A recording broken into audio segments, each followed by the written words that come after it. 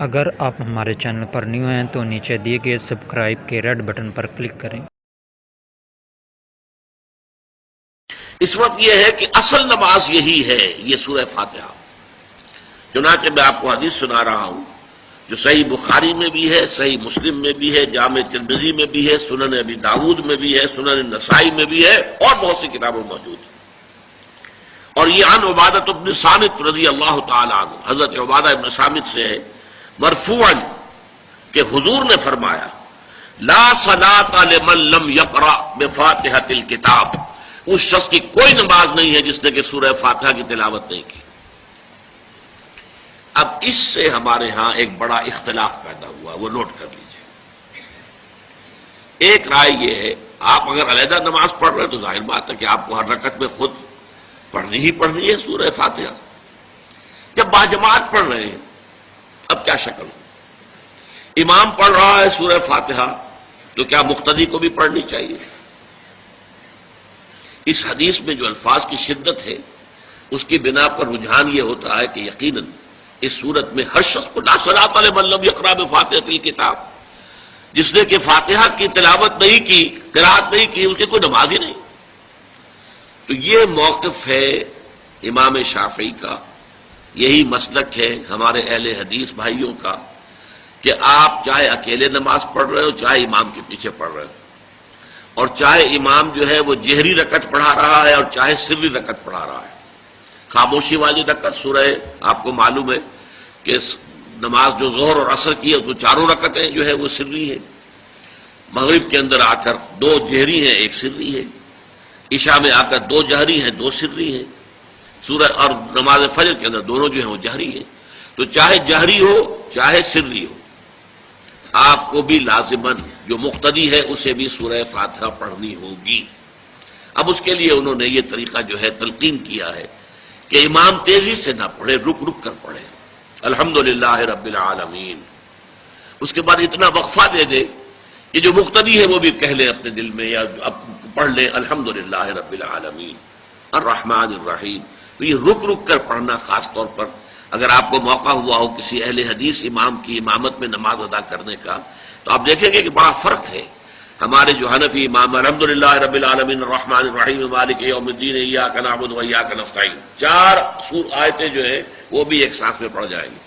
لیکن یہ کہ عام طور پر جو اہل حدیث حضرات ہیں وہ رک رک کر ٹھہر ٹھہر کر پڑھتے ہیں، ترتیل کے انداز میں پڑھتے ہیں۔ یا پھر دوسری شکل انہوں نے ایک اور کی ہے، یہ آپ سعودی عرب میں جب کبھی نماز پڑھیں گے اور آپ پڑھی ہو آپ نے، تو وہاں آپ دیکھیں گے کہ امام جو ہے وہ سورہ فاتحہ پڑھنے کے بعد کوئی 1 منٹ جو ہے خاموش رہتا ہے،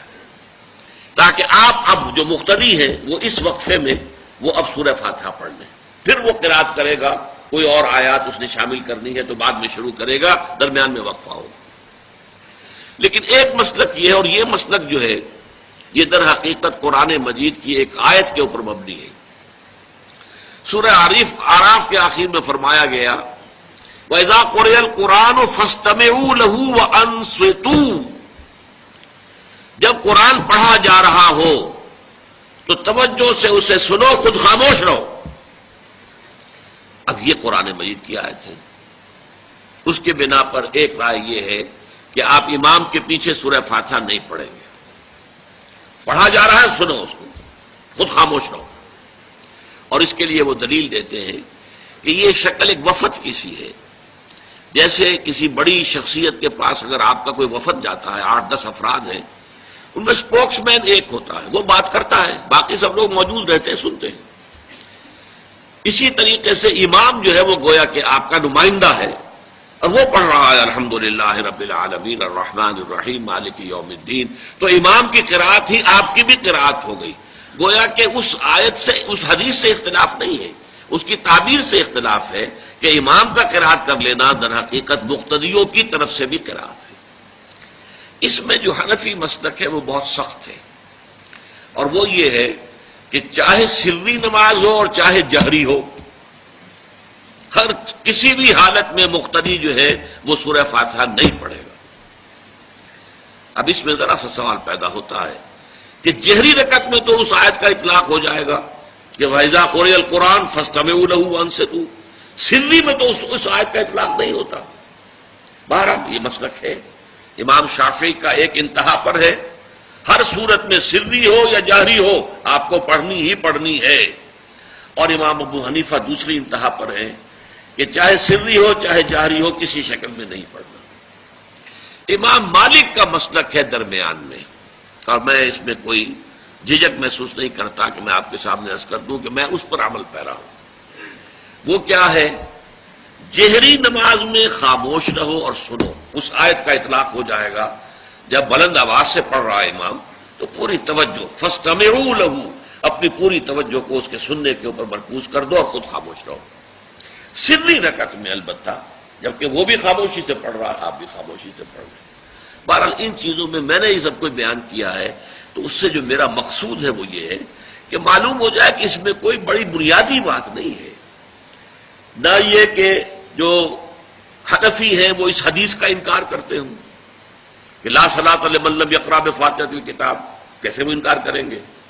اور نہ ہی کوئی جو حنبلی ہے یا اہل حدیث ہے وہ قرآن کی اس آیت کا اختلاف سے جو ہے وہ اختلاف کر سکتا ہے کہ اذا قرئ القرآن فاستمعوا له وانصتوا، لیکن یہ کہ اس کے پھر اس سے جو احکام کا استنباط ہے اس میں اختلاف ہو جاتا ہے، تو اس کو نہیں سمجھنا چاہیے کہ یہ کوئی بہت بڑی اہمیت والی بات ہے۔